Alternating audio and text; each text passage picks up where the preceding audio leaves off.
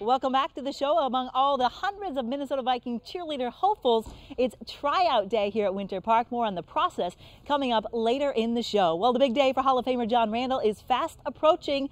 The Hall of Fame induction ceremonies are coming up the weekend of August 6th in Canton, Ohio. And John has recently chosen his Hall of Fame presenter. It will be the current defensive line coach for the Indianapolis Colts, John Teerlink. He coached John here in Minnesota from 1992 to 1994. Well, recently, John Randle used his Hall of Fame status to not only raise money, but awareness about a cause very near and dear to his family's heart. Take a look. Hall of Famer John Randle and his wife Candace have plenty to smile about these days. Not only is this a big summer for the future Pro Football Hall of Fame inductee, but on this night, John and Candace are celebrating the success of their 5-year-old son, Jonathan. I really owe a lot of Jonathan's genes to the success he's had because his father has a never give up in his blood, in his bones, and that's absolutely the case for our son. See, John and Candace are the honorary co-chairs of the star-studded gala event, a fundraiser complete with plenty of purple for St. David's Center for Child and Family Development located in Minnetonka. It was St. David's that helped little Jonathan overcome his developmental delays. I know that having John Randle as his dad shines an extra light on this school, but it's a well-deserved light because they do so much for so many children.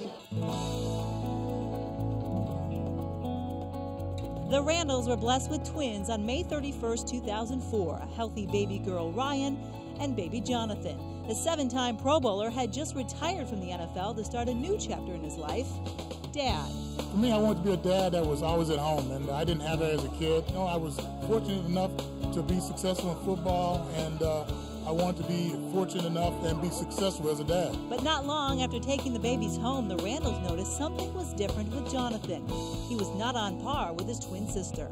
I think she was key in helping us determine early on that we probably need to be looking for some options for Jonathan.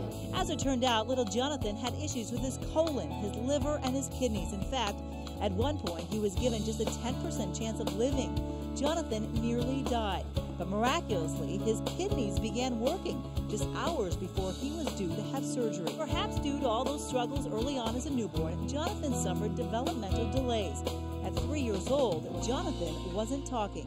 So that's when the Randles turned to St. David's for help. I was ultimately looking for a school where both of my children, my twins, could go just for the ease of logistics, not having to drive all over town. And when I found out St. David's could offer the therapy services Jonathan needed, as well as had the early childhood program, it seemed like a natural fit, but our expectations have been far exceeded. His progress has been just remarkable. And that fit, Candace says, includes a program where therapies and a traditional classroom setting go hand in hand. The ease, the transition between his therapies and the classroom, the therapists and the teachers, although they are two separate entities, work really well in conjunction with one another. From that perspective, that's been a real help for Jonathan. I think the teachers here treat the children as if they were their own kids. Him and his sister have meant the world to me. The Randle family has meant the world to me.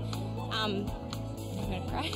He has proven that what I do works. Now, the nearly 6-year-old Jonathan is wide-eyed, playful, and just as talkative as his twin sister.